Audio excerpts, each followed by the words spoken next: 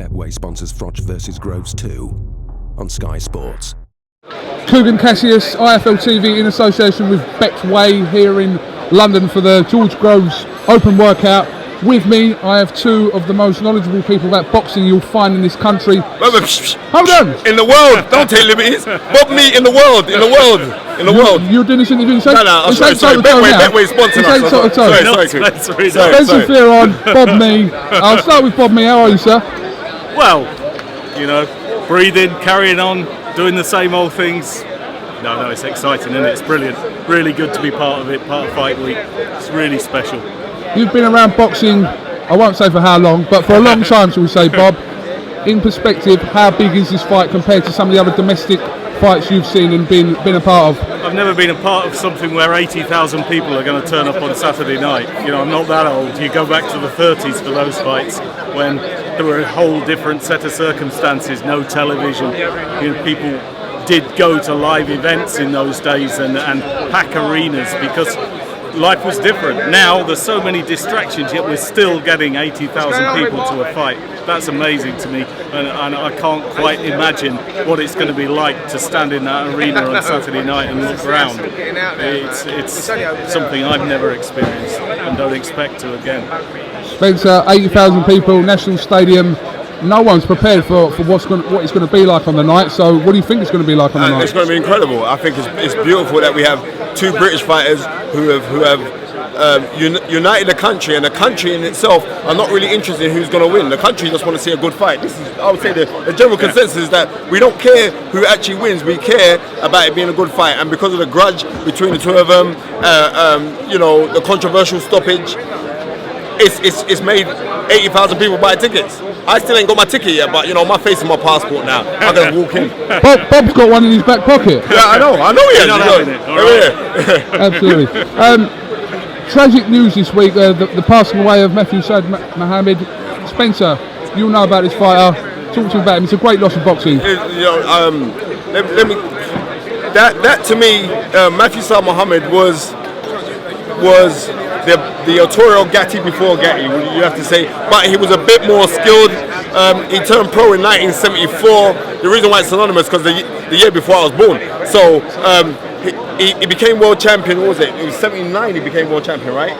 Yeah, from memory, something so like that. 78, 79. 79 against Johnson, Pop Johnson, Marvin Johnson, who was a three-time world champion. Went on to become a three-time world champion. He was a fantastic boxer who would always have it. Yeah, I know Bob can remember. I think you was at when Yaki Lopez. I'm sure you was at. I wasn't. You was at the first Yaki Lopez fight. I wish I had been. Right. I mean, the guy was in just sensational fights. He just had this capacity to absorb punishment to the point where you think no man can take this, and then he'd come back and he'd fight so well and so hard, and you think, how on earth did he do that? It was one tough man in there, really tough individual, and a sort of guy out of the ring who never seemed to stop smiling, yet he'd had a horrendous life and a terrible upbringing and a terrible time of it. And sadly it didn't go too well afterwards either, but I'll not forget how good he was, how tough he was, how resilient a human being he was, and he was the sort of guy that you were spellbound watching him. If you go back to the 80s, in the 80s of light heavyweight boxing, that, and I would say Cockwood because Bob, if you haven't got Bob's book on Tiger Flowers, please go out and get it. I'm telling you this now, because it's a brilliant read. But if you go back to like the 40s and 50s, early 50s in the light heavyweight division, we had great fighters. Charlie Burley, Ezed Charles before he had his reign as the heavyweight champion of the world. But we had great fighters, Holman Williams, Lloyd Marshall, real great fighters of that time. But in the 80s, you had Michael Spinks, Dwight Muhammad Quarry, Eddie Mustafa Muhammad. We had so many great fighters who could have most probably battled. You'd have to agree with me, right? They could have battled with the guys of the 40s and 50s. That's how good the talent pool was at that time. So to see that Saad Mohammed, who has passed away, the guy was just a legend, man. It was such a great fighter. And like Bob was saying, he did have a bad upbringing. You know, when he was 5 years old, he was adopted because his name originally was Matthew Loke. So when he was adopted, it was adopted by a nunnery. So they called him Franklin after St. Franklin. That's how he got his name. And it's after the Benjamin Franklin Highway where they found it. Ah, you know that straight. right. Yeah. And that was named. Don't try to upstage me now. You know what I mean? I'm the master knowledge. You're the grand wizard knowledge. But yeah. But yeah. Allegedly. No, that's allegedly. But that was named after St. Franklin. So yeah, okay. Potato potatoes, who cares? Right, but a great fighter, and if he was around today, the money that he would make, because the excitement that he brought to the game would be just phenomenal. Great fighter. A wonderful fighter, and I remember the fights with John Conte. The first one was close. Conte fought out of his skin, almost on fear, almost like a bundle of nervous energy for 15 rounds, and Muhammad had terrible cuts. Yeah, he just, and they filled it with some kind of cement to keep his eyebrows together again, and because of that, it was illegal. They gave Conte a rematch, and John just, for whatever reason, wasn't there the second time. But Saad Muhammad, I thought this guy, when I first saw him, I thought this guy is going to have such a short career, it can't possibly happen.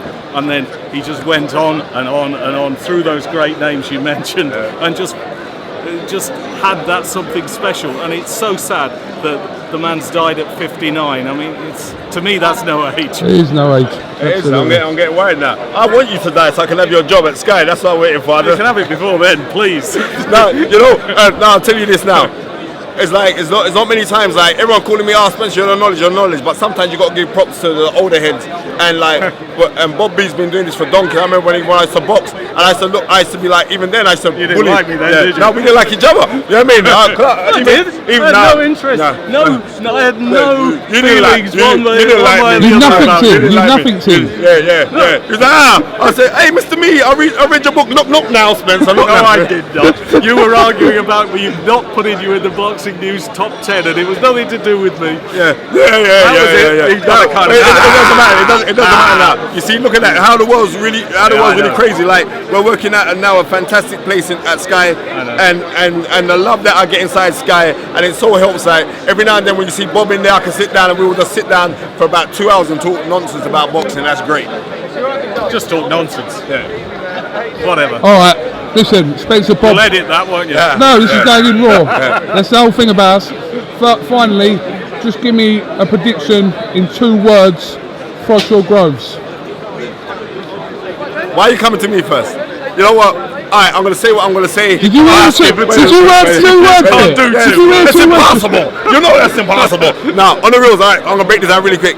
I would say that it's going to be if the fight was allowed to continue, the fight's going to be that. So the fight's going to end in the 11th round. I ain't going to give my shout outs yet to who I think is going to win. If you want that, tune in to toe to toe. And you know what? I'm getting Coogan on toe to toe as well, because now he's rolling his big time now with Betfred. Bob, have you called this fight already, or? No, I said more than 2 words. I said at the beginning I thought FROCH would win because George had that great opportunity last time. For whatever reason, he didn't do it, and I can't quite believe that FROCH won't be better this time. So why not FROCH winning a hard fight again? But if FROCH is shot, we don't know. Was that FROCH taking him lightly, or was that FROCH in decline? We don't know till the bell goes. If FROCH is in decline, if that was a better FROCH then than there is now, there's only one winner, and that's Groves. But I don't know yet. I can't know. That's why we're all here. That's why 80,000 people want to see it. All right. Well, there's 80,000 people, and Spencer hasn't got a ticket yet. So this is Coogan Cassius, IFL That's TV. some bullshit, isn't it? Wait, Eddie, give me up. Look out. I'll bring. Nah. You know what? You know my face and my passport, but yeah, here that goes. Thank you very much.